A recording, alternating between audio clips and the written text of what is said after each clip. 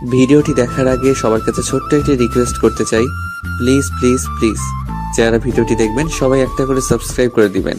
আপনাদের ভালোবাসা পেলে এমন ভিডিও আরও উপহার দিব। ভিডিওগুলো বানাতে অনেক কষ্ট হয়, আমি জানি। ভিডিওটি অনেক মানুষই দেখবেন, প্লিজ একটা করে সাবস্ক্রাইব করে দিবেন।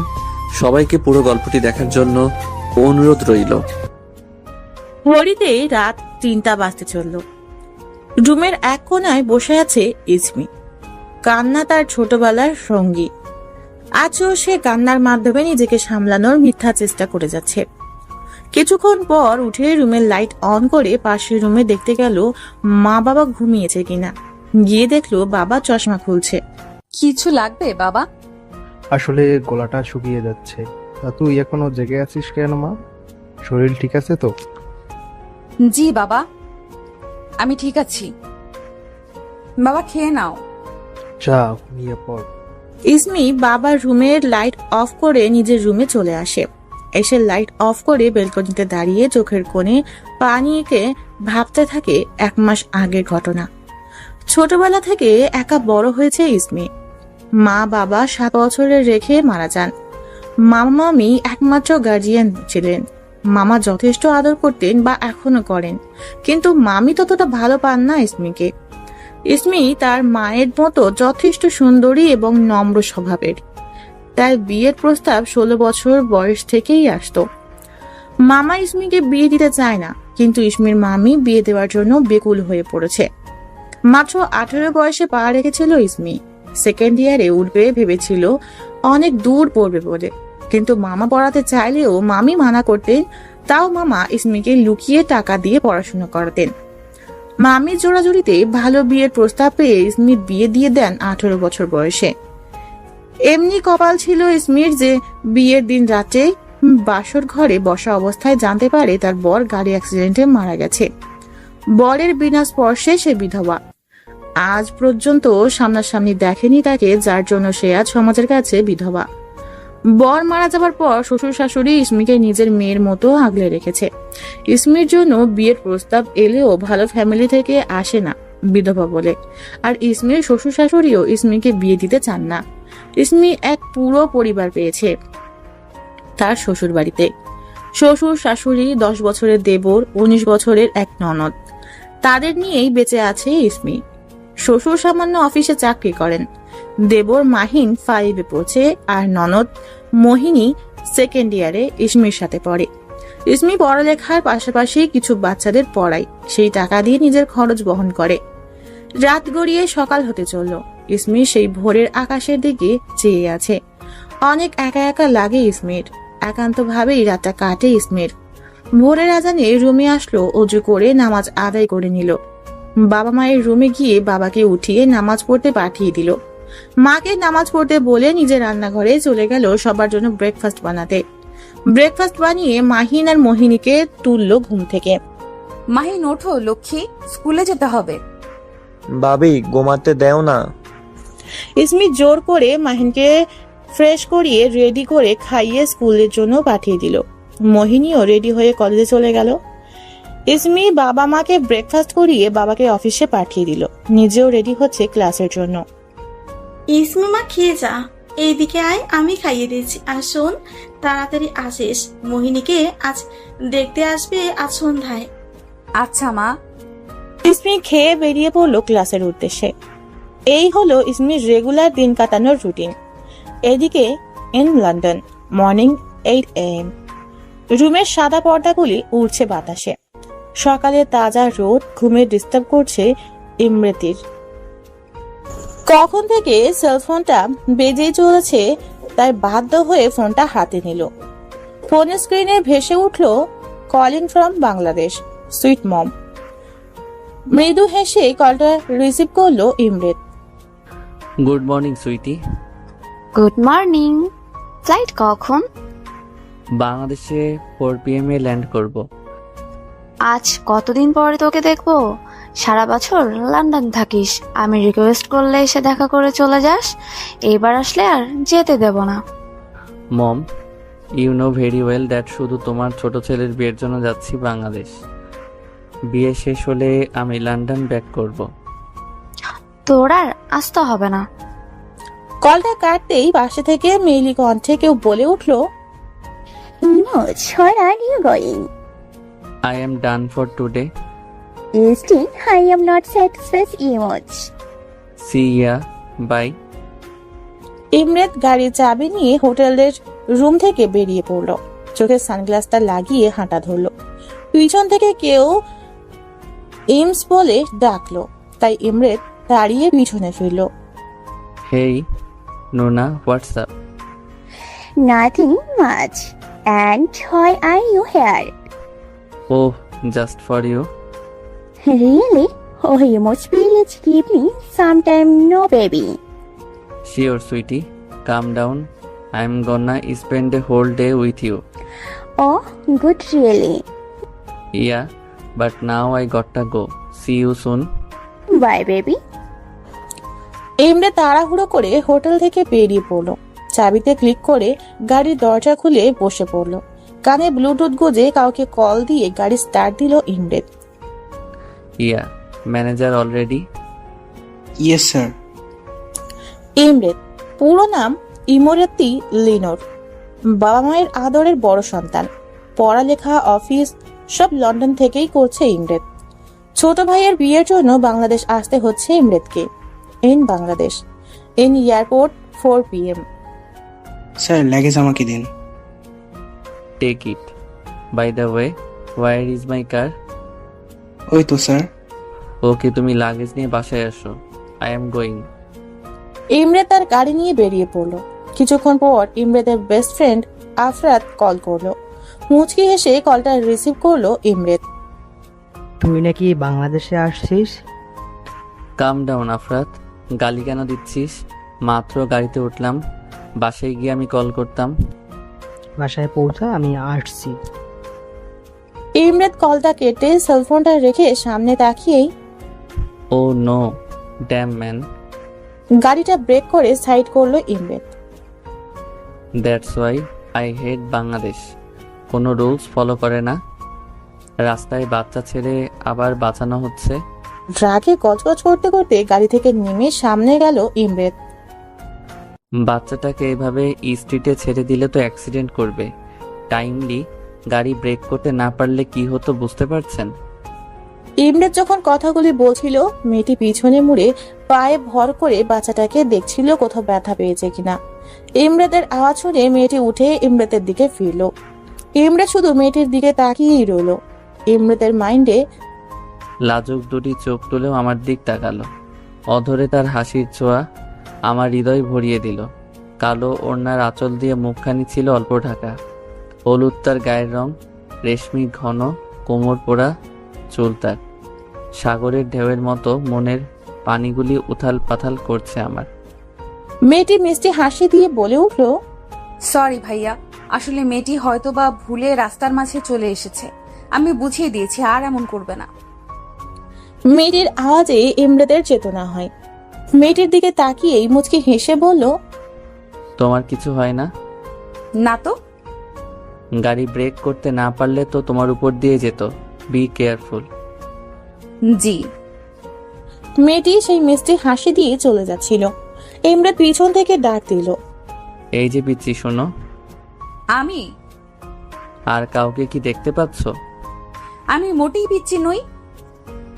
17 পেরিয়ে 18তে এসেছি। তাই? আচ্ছা, নাম কি তোমার? ইসমি রহমান। কোথায় যাবে বলো, আমি ড্রপ করে দিচ্ছি। শিওর? ইয়া। মেইন রোডের পাশে। ওকে, কাম। ইমরাত গাড়ি স্টার্ট দিবে, বাট দেখলো ইসমি সিট বেল্ট লাগায়নি। Seat belt? Oops, sorry.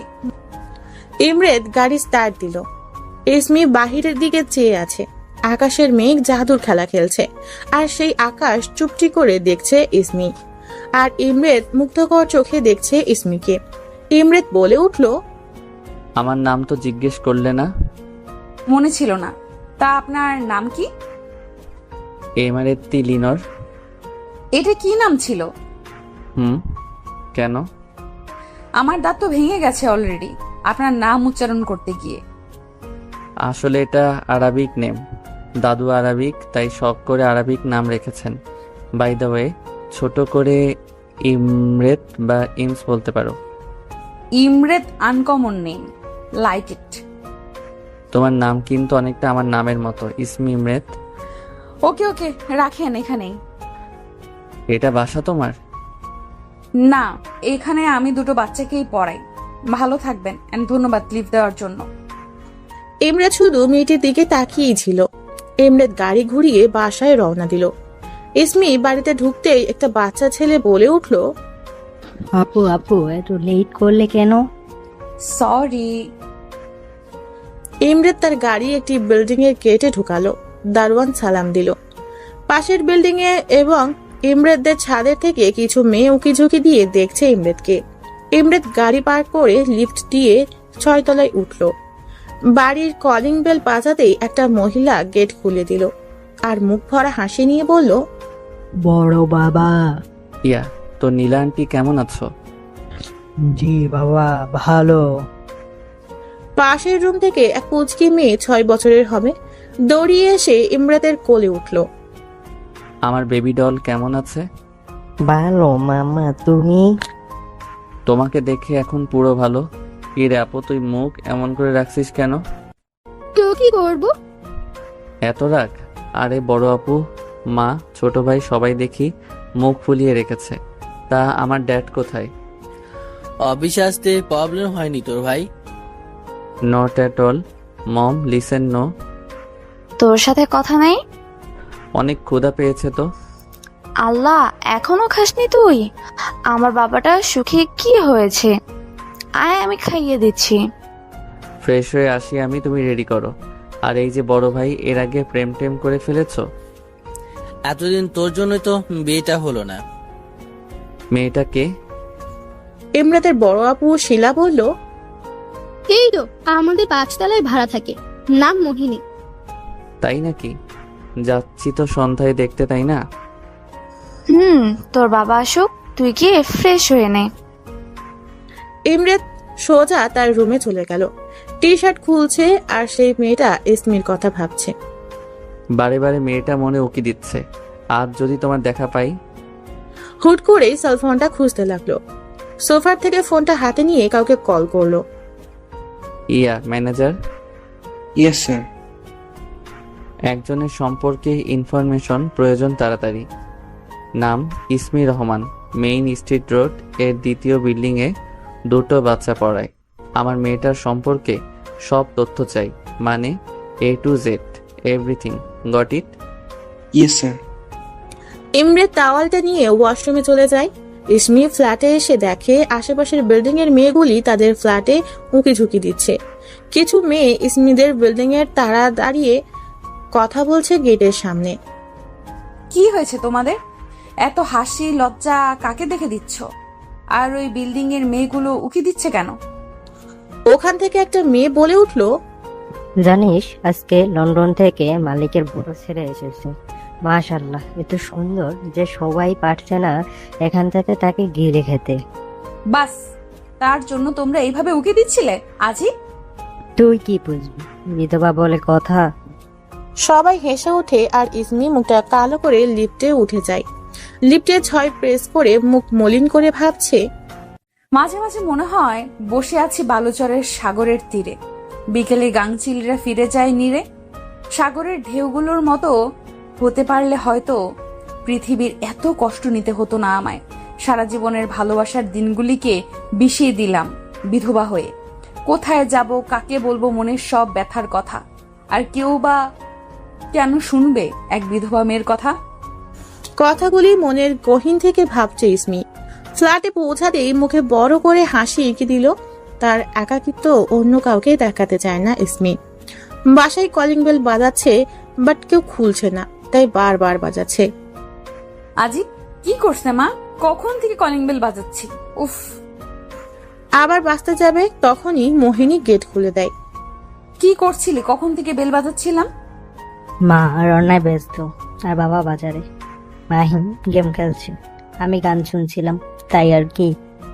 ইসমি রুমে ঢুকে হ্যান্ডব্যাগটা সোফায় রেখে রান্নাঘরে চলে যায় মাকে হেল্প করতে। ইসমি জানিস মালিকের বড় ছেলে, ও আসবে সন্ধ্যায়, তাই বলছিলাম মোহিনীকে ভালোভাবে সাজিয়ে দিস। আচ্ছা। ইমরেদ বিছানায় উপর হয়ে শুয়ে চোখ বুঝে সেই মেয়েটির কথা ভাবছে। তখনই ফোনটা বেজে ওঠে। ইমরেদ কলটা রিসিভ করলো। ইয়া, এনি ইনফরমেশন? স্যার, আমি আপনাদের বাড়ির বাইরে দাঁড়িয়ে আছি। সামনাসামনি বলাটা বেটার হবে মনে হয়। ওকে, ওয়েট। ইমরেদ তাড়াহুড়ো করে হাফ কোয়ার্টারের জিন্স আর ব্ল্যাক গেঞ্জি হাতে ফোন নিয়ে লিফট দিয়ে নিচে নেমে আসলো। ইমরেদ বাহিরে বের হতেই ম্যানেজার সামনে এসে দাঁড়ায়। সো কি ইনফরমেশন পেলে? স্যার, মেয়েটার নাম ইসমি রহমান, বয়স 17-18 হবে। মেয়েটি কয়েকদিন আগে সেকেন্ড ইয়ারে উঠেছে, এই কলেজে পড়াশোনা করছে।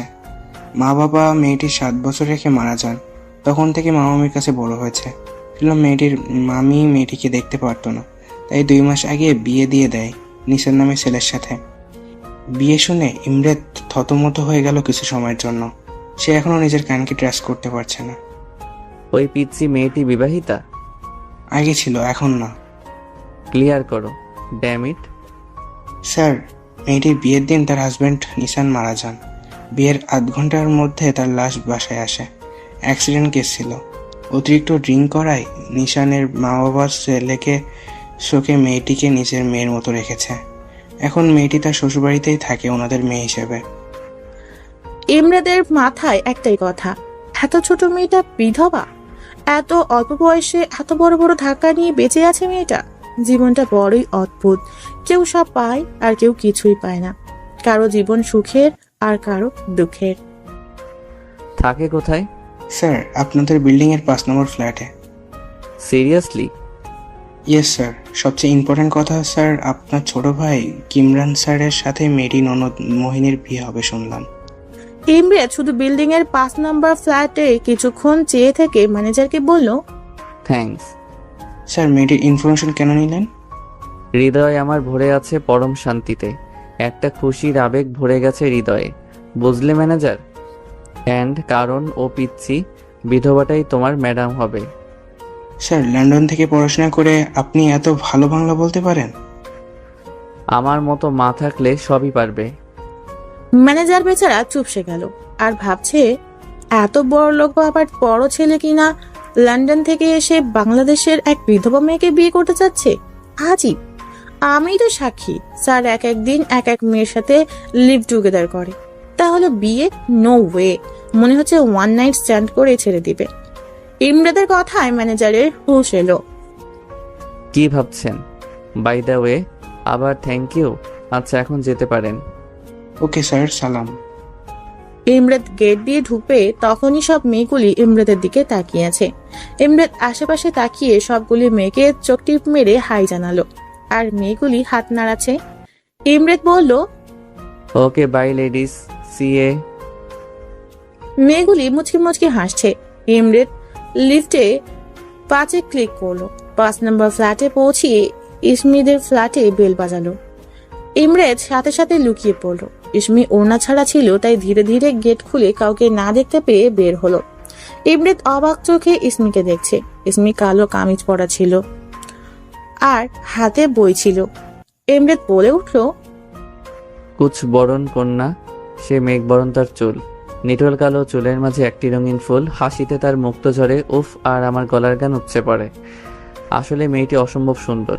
পিচ্ছি হলে কি হবে, রূপ আছে বলতে হয়, আর ওড়না ছাড়া তো আরো হট লাগে।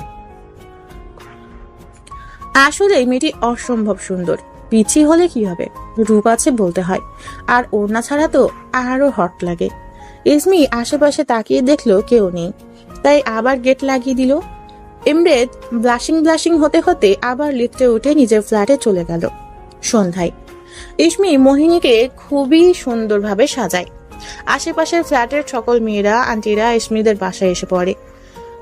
সবাই বলা বলি করছে কত ভালো কপাল মোহিনীর, এত বড়লোক বাড়ির ছেলের সাথে বিয়ে হতে যাচ্ছে। ইসমির শ্বশুর শাশুড়ি সবাই নতুন পোশাক পরেছে, শুধু ইসমি সকালের কালো ড্রেস পরেই আছে। কারণ ইসমি অনেকটা সুন্দর, আবার সাজলে আরো রূপবতী লাগে, যেটা দেখলে আশেপাশের মানুষ ইসমিকে বাজে কথা বলে। বিধবা মেয়েরা সাজতে পারবে না এমন কথা বার্তা বলে। ইসমি অনেক শখ অন্য মেয়েদের মতো একটু সাজা, ঘোরাঘুরি করা, নতুন কাপড় পরা। কিন্তু তার কপালে নেই এইগুলি সমাজের জন্য। কলিং বেল বাজছে মানে ছেলেপক্ষরা এসে পড়েছে। ইসমিকে তার মা গেট খুলতে পাঠিয়ে দেয়। ইসমি গেট খুলে ইমরাতের মা, বাবা, বড় আপু কিমরানকে সালাম জানায় আর পিচ্চি বাচ্চাটাকে কোলে তুলে নিল। ইমরাতের বড় আপুর মেয়ে সাফিয়া। আসুন ভেতরে। তো ইসমি, আজ কি রান্না করে খাওয়াবা? ইসমি আপু, ভালো কিছু রেখে খাওয়াতে হবে কিন্তু। আচ্ছা, আমার সাফিয়া মামনির জন্যই সব রান্না করব। সবাই সোফায় বসে কথা বলছে। ইসমির মা বলে উঠল, তা বেয়ান, আপনার বড় ছেলে কোথায় দেখছি না যে? আন্টি ও বাবার সাথে আসবে। ওই তো এসেছে। ইমরেত ঢুকে সবার সামনে গিয়ে দাঁড়ায়। সবাই ফ্যাট ফ্যাট করে তাকিয়ে আছে ইমরেতের দিকে। বাঙালিদের কাজ যেটা আর কি। ইমরেত সেই একই পোশাক পরে এসেছে, চেঞ্জ করেনি। মেয়েরা ইমরেতকে দেখছে আর মুচকে হাসছে। হাই এভরিওয়ান, হেই, হাই বিউটিফুল লেডিস। সবাই রিপ্লাই দেয় হাই বলে। ইমরাত কিমরানের পাশে বসলো আর মহিলারা বলা বলি করছে, মাশাআল্লাহ, মালিকের ছেলেটা তো প্রিন্সের মতো দেখতে। ইমরেত আশেপাশে ইসমিকে খুঁজতে দেখতে পাচ্ছে না। আপু সাফিয়া কোথায়? ওই তো ইসমি আনছে। ইমরেত পাশে তাকিয়ে দেখলো ইসমি সাফিয়াকে কোলে নিয়ে হাসতে হাসতে রুম থেকে বের হয়ে আসছে। ইমরেত সেই মুখ উজ্জ্বলতার মাতাল করা হাসি দেখছে। ইসমি মুখ উঁচু করে সামনে তাকিয়েই থম। নিমেষে হাসিটা মুখ থেকে হারিয়ে গেছে, সাথে দিয়ে গেছে চিন্তার চামেকে।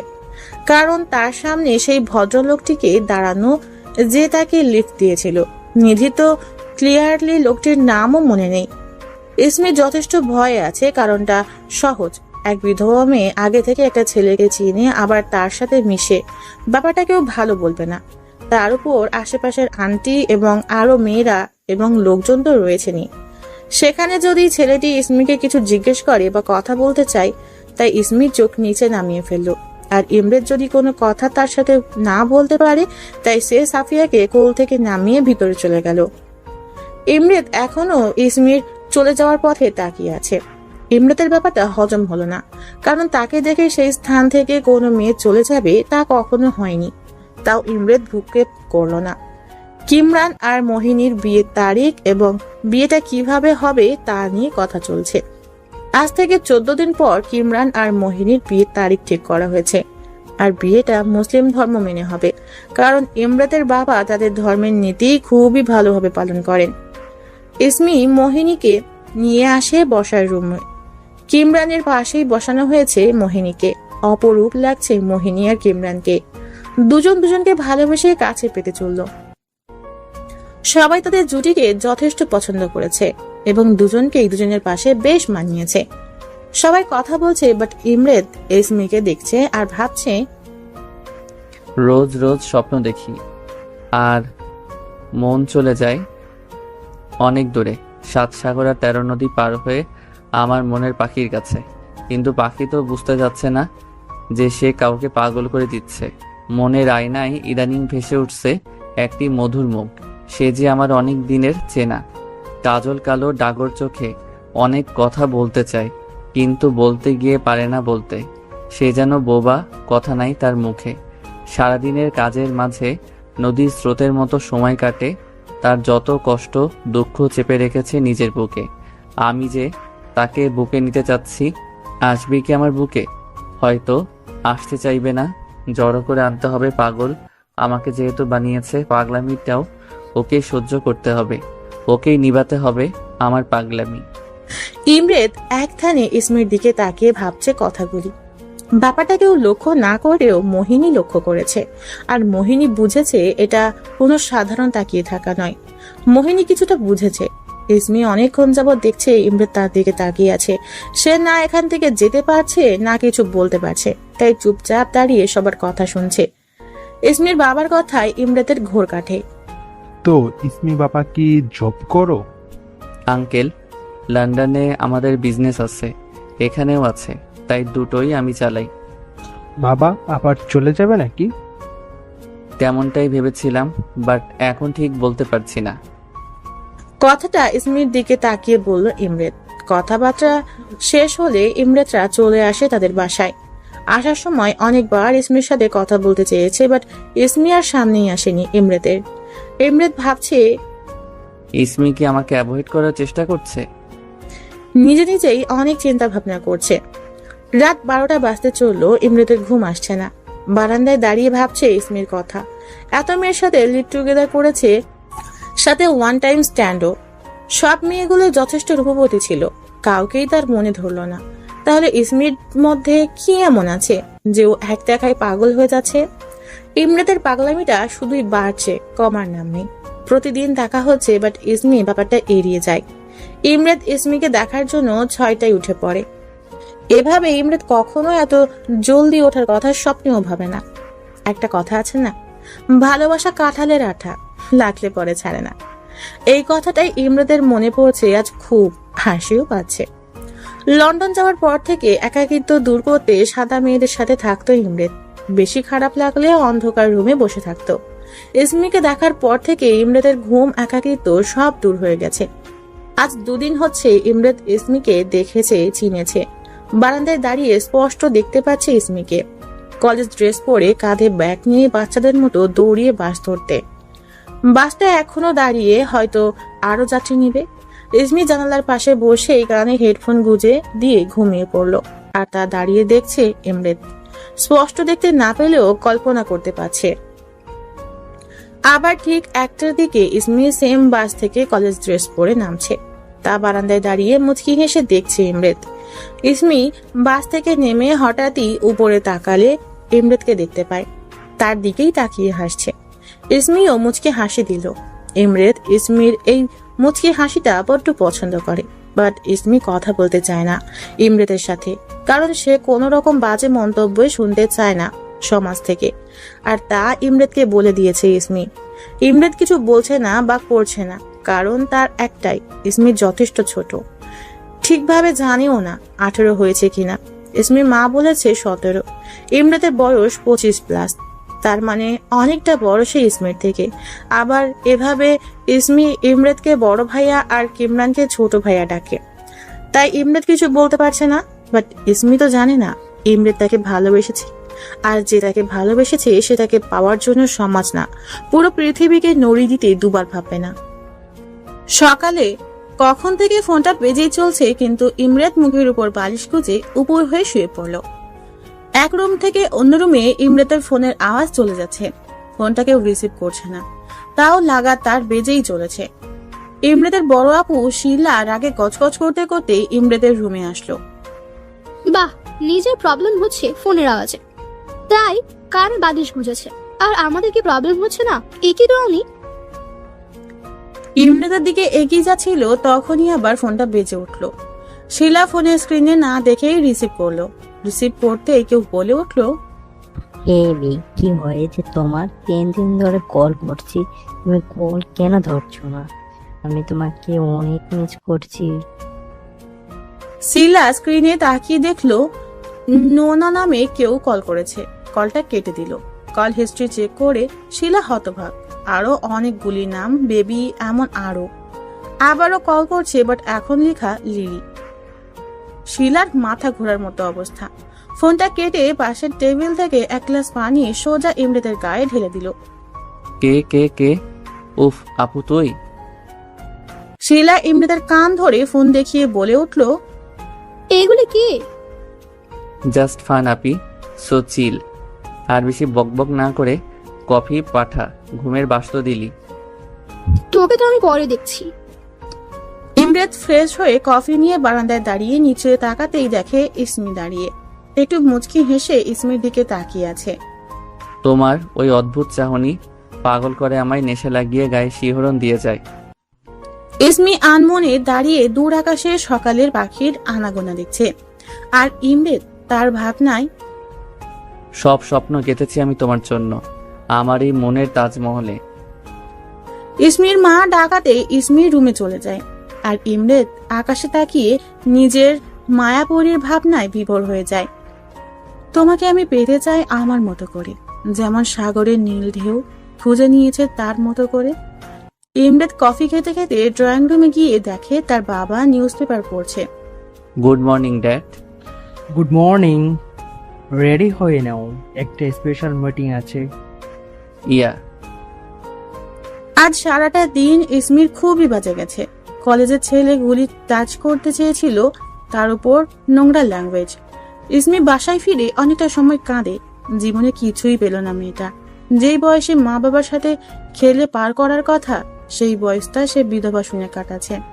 আর পারছে না এই কঠোর পৃথিবীতে বেঁচে থাকতে।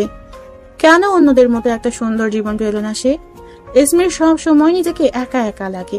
তার মা বাবার কথা অনেক মনে পড়ছে আজ। বারান্দায় দাঁড়িয়ে আকাশের দিকে তাকিয়ে ভাবছে ইসমি। মা বাবা, তোমরা আমাকে ছেড়ে ভালো আছো তাই না? কিন্তু আমি যে ভালো নেই। জীবনে বেঁচে থাকার কোনো মানে তো আমি দেখছি না। আর যে পারছি না, তোমাদের কাছে নিয়ে যাও না মা। জানো, সবাই বলে আমি এতিম, বাজে, বিধবা।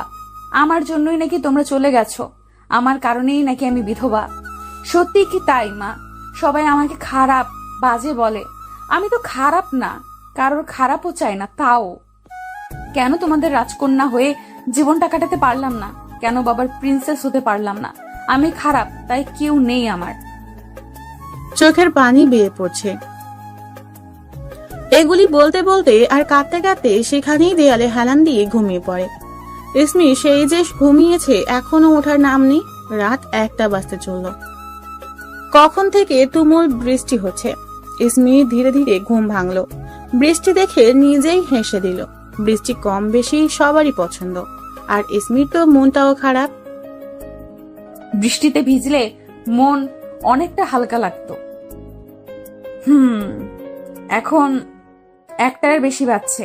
সবাই ঘুমিয়ে বিভোর, কেউ জেগে নেই। বৃষ্টিতে ভিজলে প্রবলেম কি? কেউ দেখতেও পাবে না।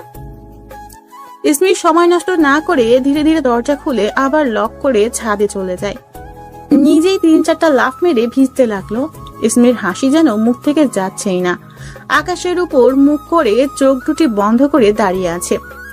এত দুঃখ সব মনে হচ্ছে বৃষ্টির পানির সাথে মিলিয়ে যাচ্ছে। ইমরেদ কখন থেকে ল্যাপটপে কাজ করছে। হঠাৎ আশেপাশে হাত দিয়ে ফোন খুঁজছে, বাট পাচ্ছে না।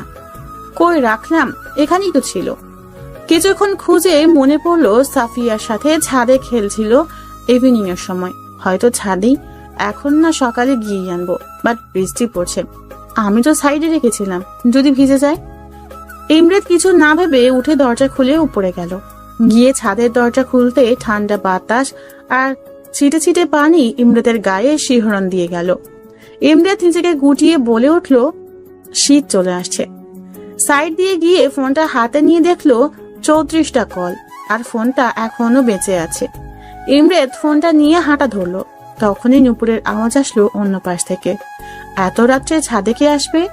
ইমরেদ একটু উকি দিতেই আশেপাশের আবছা আলোতে দেখতে পেল ইসমিকে, সম্পূর্ণ ভেজা শরীরে, কালো জামা পরে পেঁচানো, আকাশের দিক মুখ করে দাঁড়িয়ে আছে।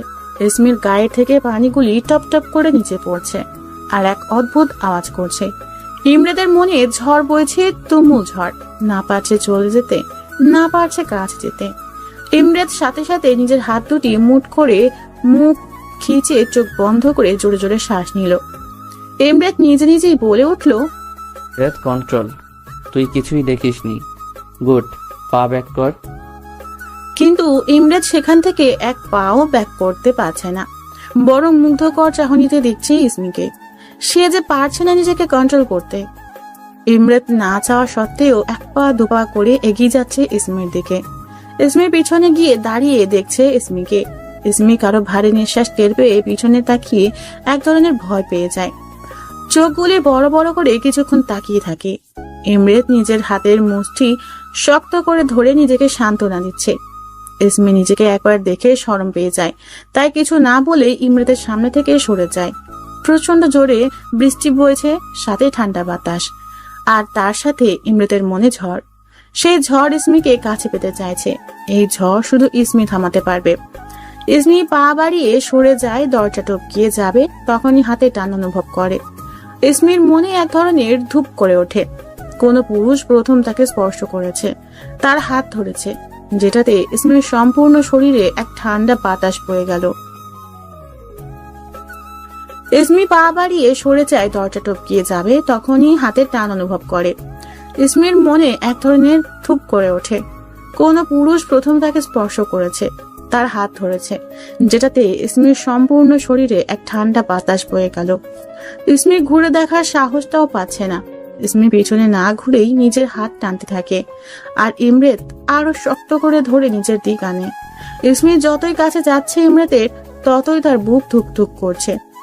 এইবার ইমরেত একটু জোরেই টান দিয়ে নিজের সামনে দাঁড় করায়।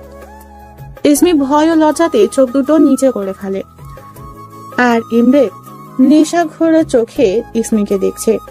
ইসমি নিচে তাকিয়েই বলল, বড় ভাই, ভাইয়া হাতটা ছাড়ুন প্লিজ। ইমরেত কথাটা শুনে হাতটা ছেড়ে দিল। ইসমি সরে যাবে তার আগে ইমরেত তার হাতটা ইসমির কোমরে হালকা করে রাখলো। ইসমি বড় বড় চোখ করে ইমরেতের দিকে তাকালো। ইমরেত ইসমির অবাক চাহনি দেখে কোমর ধরে আরেকটু টান দিল। ইসমি ইমরেতের শরীরের সাথে লাগার আগে নিজের দুই হাত ইমরেতের পেটে রাখে, নিজেকে ইমরেতের সাথে মিশানোর থেকে। ইমরেত ইসমিকে দেখতে ব্যস্ত। ইসমির মেঘবরণ চুলে টিপ টিপ বৃষ্টির পানি পড়ছে, আর সেই বৃষ্টির পানি ইসমির সারা শরীর বেয়ে নিচে পড়ে অদ্ভুত শব্দ করছে। ইসমির পুরো শরীর কাঁপছে, ঠোঁট, চোখ, গোলাপি ঠোঁট দুটি বেশি সুহৃত হয়ে কাঁপছে। ইমরেত ইসমির হাত দুটি নিজের এক হাতে নিয়ে পিঠে ঠেকিয়ে নিজের সাথে মিশিয়ে নিল। ইসমি চোখ বুজে কেঁপে খিচে দাঁড়িয়ে আছে। ইসমি কি করবে তা সে জানে না, কারণ এই অনুভূতির সাথে তার আজ প্রথম পরিচয়।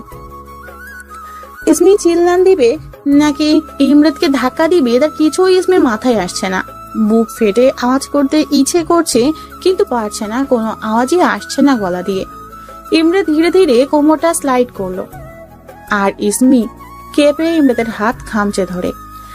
ইমরেতের হাত ক্রমশ শুধু উপরে যাচ্ছে ইসমির পেটের সামনে। ইমরেতের হাত থামে। ইসমি আর সইতে পারছে না এই অনুভূতি। হঠাৎ এমন অনুভূতি ইসমি নিতে পারছে না। ইসমি চোখ ধীরে ধীরে খুলে দেখলো ইমরেত তার দিকে তাকিয়ে আছে। ইসমি চোখ নামিয়ে বলল, কি করছেন? ইমরেত আনসার না দিয়ে ইসমিকে আরো নিজের সাথে মিশিয়ে নেয়। এতটুকু ফাঁক নেই দুজনের মধ্যে। ইমরেত নিজের মুখটা ধীরে ধীরে ইসমির কানের কাছে নিয়ে বলে, আই লাভ ইউ ইসমি। ইসমির বোঝা চোখ দুটি আপনা আপনি গলে গেল। সে এইমাত্র কি শুনলো? ইমরেত তাকে ভালোবাসে। এটাও কি সম্ভব?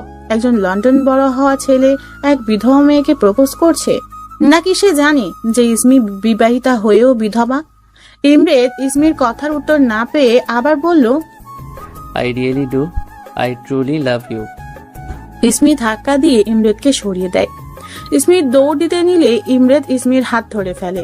ইমরেত ইসমির দিক আগায়, আর ইসমি পিছনে। ইমরেত বলল, আমি রিপ্লাই এখনই চাচ্ছি না ইসমি। তুমি তো আর আমার মতো ফিল করো না, বাট আমি জানি ধীরে ধীরে তুমিও সেম ফিল করবে যা আমি তোমার জন্য করি। ইসমি ইমরেতের চোখে হারিয়ে যাচ্ছে। কি যেন তার চোখে আছে যা ইসমিকে এক আলাদা অনুভূতি দিচ্ছে। ইমরেত নিজের হাত দিয়ে ইসমির দুই হাত আলতো করে ধরলো। ইসমি, আমি তোমাকে অনেকটা ভালোবেসে ফেলেছি, যেই ভালোবাসাটা দিন দিন ক্রমশ বেড়েই চলেছে। ইসমি কি বলবে সে জানে না, শুধু সে ইমরেতের চোখের দিকে তাকিয়ে আছে। সে চোখ ফিরাতে পারছে না।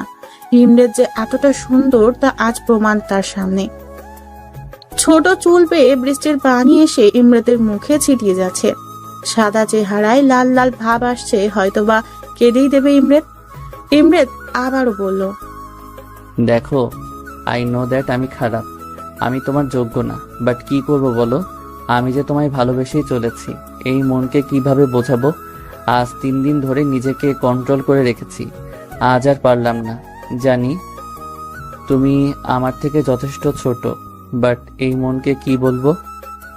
ইসমি ইমরেতের কথায় এক ঘরে চলে যাচ্ছে। ইমরেত ইসমির হাত ছেড়ে দিয়ে আলতো করে কপালে চুমু খায়। ইসমি কেঁপে জামাটা দুই হাত দিয়ে খামচে ধরে। ইমরেত আবারও ইসমির কাপা হাতুটি নিজের হাতে নিয়ে বলল, তুমি চিন্তা করো না, আমি এখন কোনো অহেতুক কাজ তোমার সাথে করব না। তুমি কেমন এবং কি পছন্দ করো সে অনুযায়ী তোমায় ট্রিট করব। I know I am bad, but I promised তুমি আমার লাইফে এলে আমি টোটালি চেঞ্জ হয়ে যাব। God promise ইসমি। ইসমি শুধু অবাক হয়ে ইমরাতের কথা শুনছে, কারণ ইমরাতের এক একটা কথা ইসমির মনে গিয়ে বাড়ি খাচ্ছে আর আলাদা ভালো লাগার অনুভূতি দিচ্ছে। ইসমি না চাইতেও কেঁদে ফেলে, তার চোখ দিয়ে পানি ঝরছে।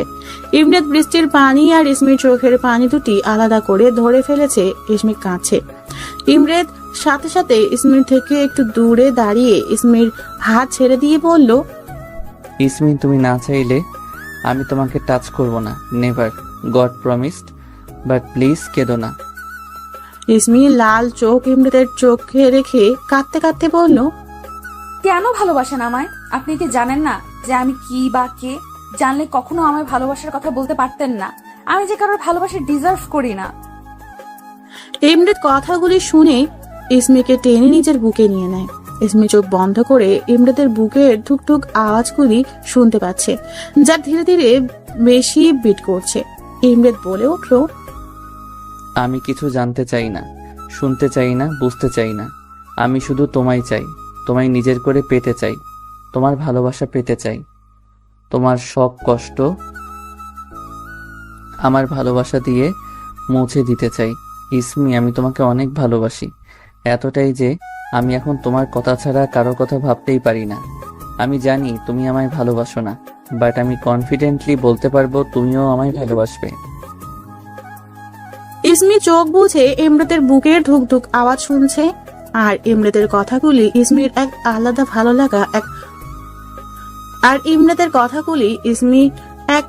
ভালো লাগা এবং অজানা অনুভূতি দিচ্ছে। সে এমন কথাগুলি কখনো আগে শুনেনি।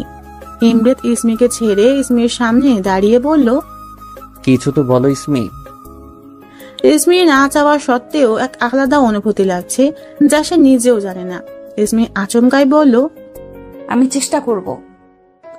কথাটা বলে নিজের মুখ নিজে চেপে ধরলো, আর ইমরাতের মুখে বিশ্বজয়ের হাসি। ইমরাত কখনো কল্পনাই করেনি যে ইসমি তাকে মেনে নেওয়ার চেষ্টা করবে। ইমরাত সাথে সাথেই ইসমিকে হালকা করে জড়িয়ে ধরে। ইসমিকে ছেড়ে বলল, ঠান্ডা লেগে যাবে, অনেকক্ষণ যাবৎ ভিজছ, বাসায় গিয়ে চেঞ্জ করে নাও। ইসমি নিচে তাকিয়ে মাথা নাড়িয়ে হ্যাঁ বলল। ইমরাত ইসমির এক হাত ধরে নিচে নেমে আসলো, আর ইসমি আর চোখে ইমরাতকে দেখছে। হাফ প্যান্ট পরে আছে ইমরাত, সাথে হাতা কাটা গেঞ্জি।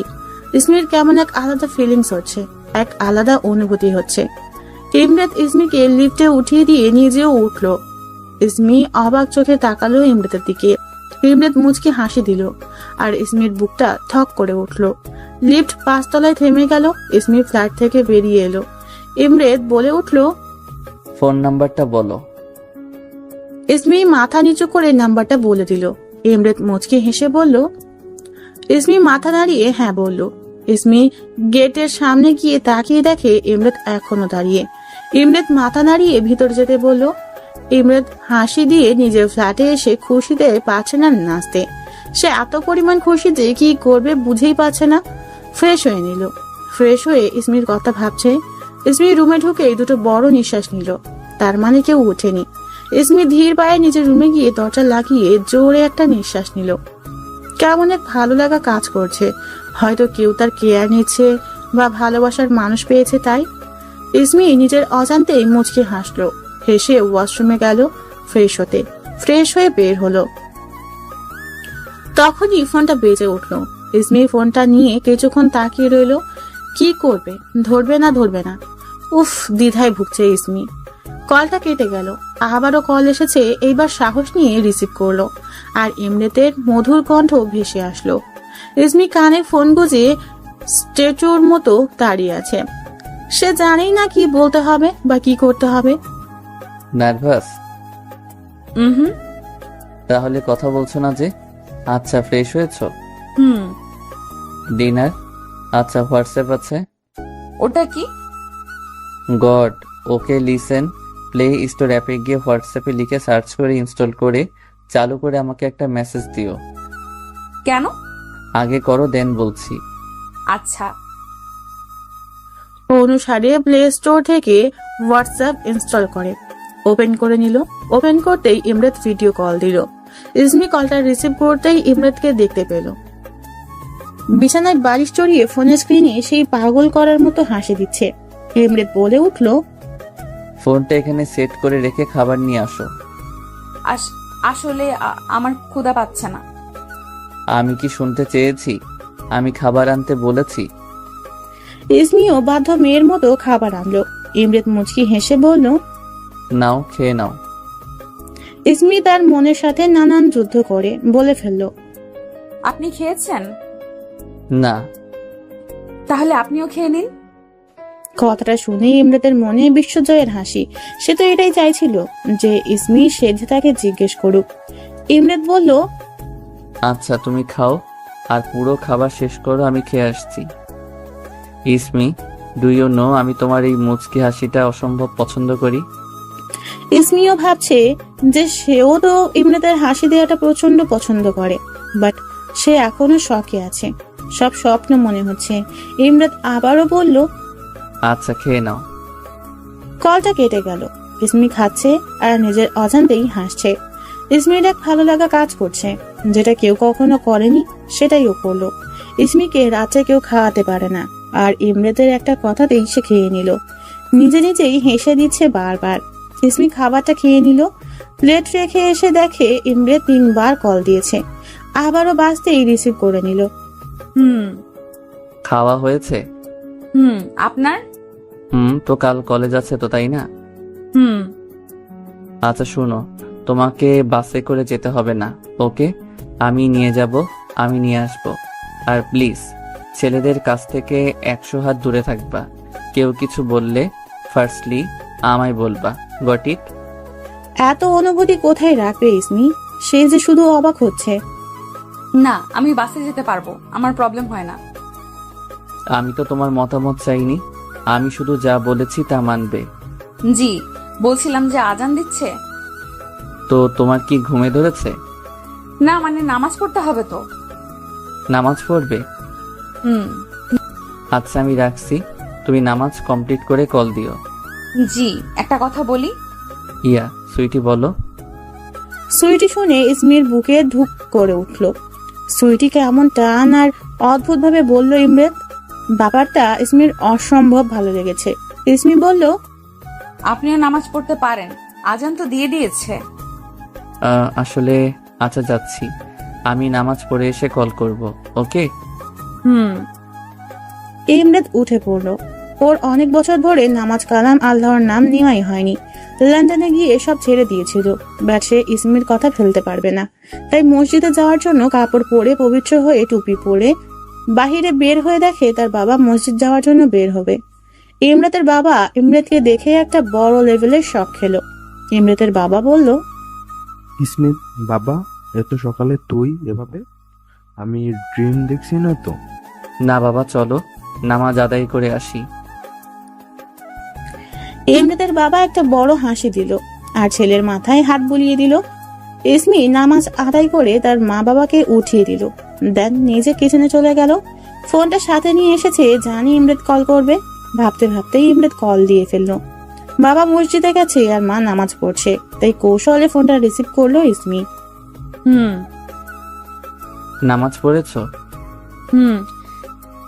আচ্ছা এখন একটু ঘুমিয়ে নাও। না, আসলে ব্রেকফাস্ট রান্নাও করতে হবে, ঘরের অনেক কাজ আছে। তুমি এখন কাজ করবে? আচ্ছা আমাদের বাড়িতে একটা আন্টি আছে, ওনাকে আমি পাঠিয়ে দিচ্ছি, উনি সব করে দিয়ে আসবে। তুমি শুয়ে পড়ো গিয়ে। ইসমির মুখে একটা মুচকি হাসি আসলো। ইসমি বলল, আমার রাতে ভালো লাগে তো। তাই?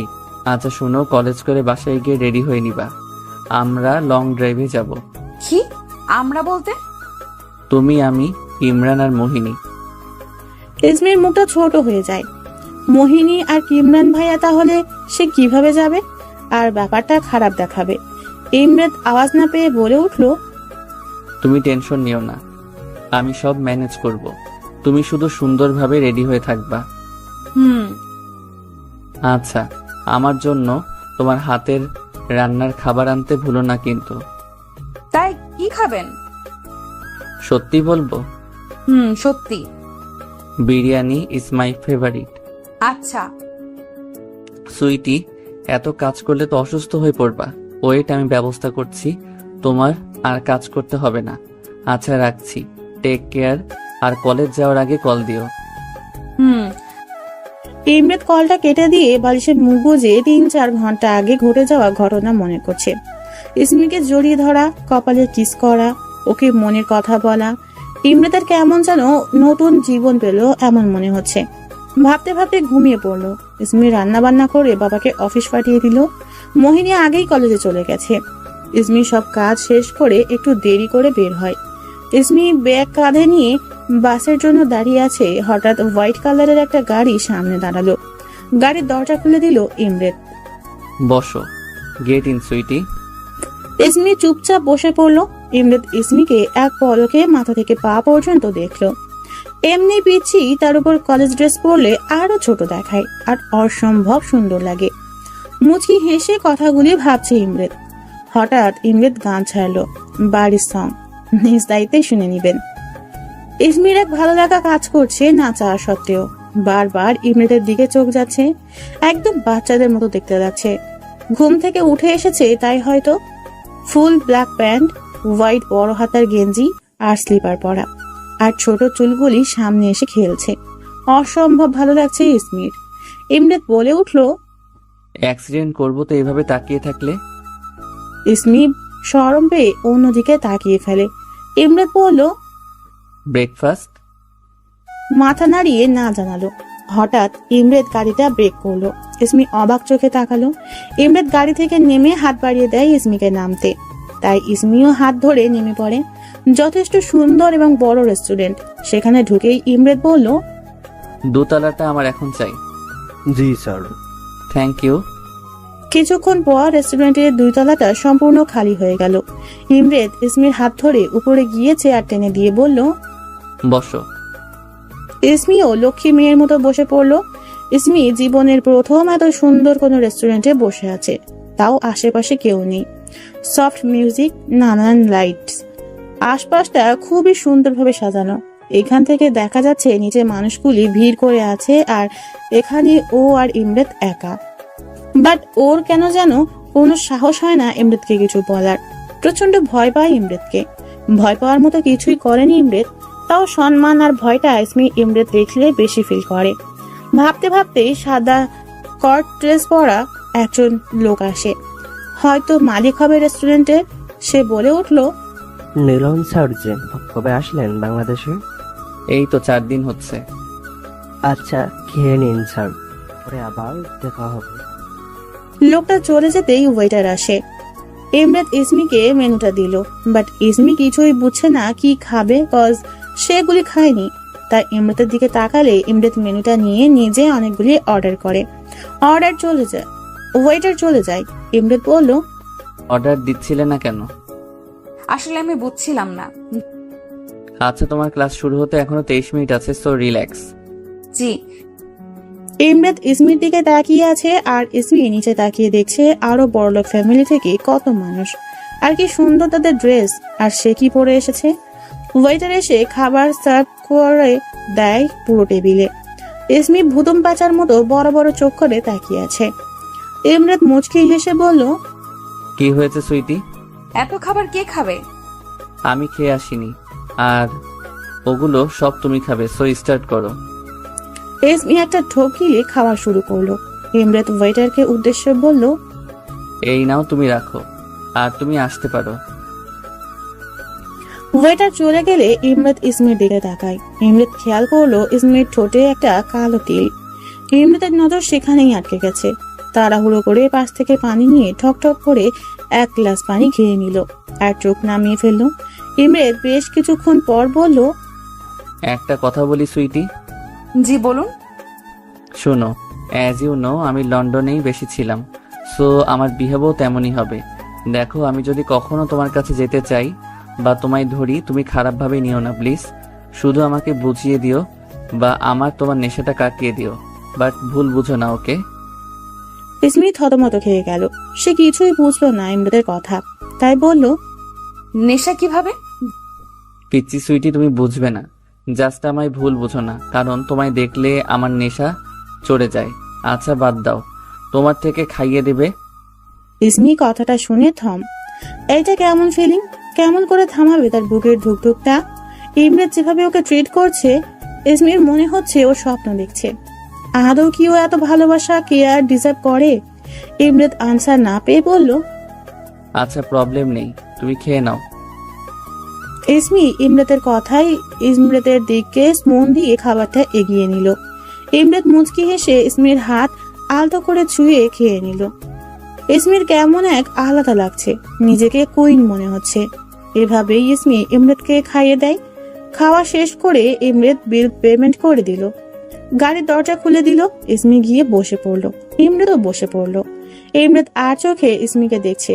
মারাত্মক লাগছে ইসমিকে। আবার এখন তো আরো মারাত্মক লাগে ঠোঁটের তিলটার জন্য। আজ আলোয় কাছ থেকে সুন্দরভাবে দেখা গেল। কলেজে পৌঁছাতেই ইসমিকে গাড়ি থেকে নামিয়ে দিল আর বলল, সাবধানে ক্লাস করো, আর আমি ফোন করলে বের হবা, ওকে? জি। ইসমি চলে যেতেই ইমরাত গেটের দারোয়ানের কাছে গিয়ে অনেকগুলো টাকা দিয়ে বলল, যে মেয়েটা গেল ভিতরে, ওর যাতে কোনো প্রবলেম না হয় দেখে রাখবা। আর ওকে কেউ কিছু বললে বা বিরক্ত করলে এই যে আমার নাম্বার, আমায় কল করবা, ওকে? জি স্যার। ইমরাত গাড়ি নিয়ে বাসায় যায়। তখনই কিমরান বলে ওঠে, ভাই তোর কি হয়েছে বলতো? এত সকাল সকাল উঠেছিস, আবার মাশাআল্লাহ নামাজও পড়েছিস। শিলা ইমরাতের কাছে এসে কপালে চুমু দিয়ে বলল, আমি আজ এত খুশি তোর জন্য, আমার লক্ষ্মী ভাই। আর আমি বুঝি লক্ষ্মী না? তুই তো আমার আরেক লক্ষ্মী। 3 ভাই বোন মিলে হাক করলো আর তার মা বাবা মুচকি হাসছে। ইমরাত রুমে ঢুকতেই কিমরান এলো। কিমরান ইমরাতকে ঘুরঘুর করে দেখছে। ইমরাত বলল, হোয়াট? ভাই তুই কি করছিস বলতো? কেন, কি হয়েছে? কাল রাতে তোকে বাইরে থেকে আসতে দেখলাম, আজ এত তাড়াতাড়ি উঠলি, কেমন খুশি খুশি লাগতেছে তোকে, ব্যাপার কি ভাই? তেমন কিছু না। আমি তো তোর ফ্রেন্ডের মতোই সব হ্যান্ডেল করি, আমায় বলবি না? ইমরাত কিমরানকে ইসমির ব্যাপারে সব বলে দেয় যে সে ইসমিকে অনেক ভালোবাসে। ইসমি রাজি? ইমরাত ভাবলো কিমরান মনে হয় খুশি হয়নি। তখনই কিমরান ইমরাতকে অবাক করে টাইট করে জড়িয়ে ধরে বলে, ভাই আমি আজ অনেক খুশি, তুই তোর জন্য সেরা লাইফ পার্টনার খুঁজেছিস। ইসমি ভাবি ইজ জাস্ট অসাম।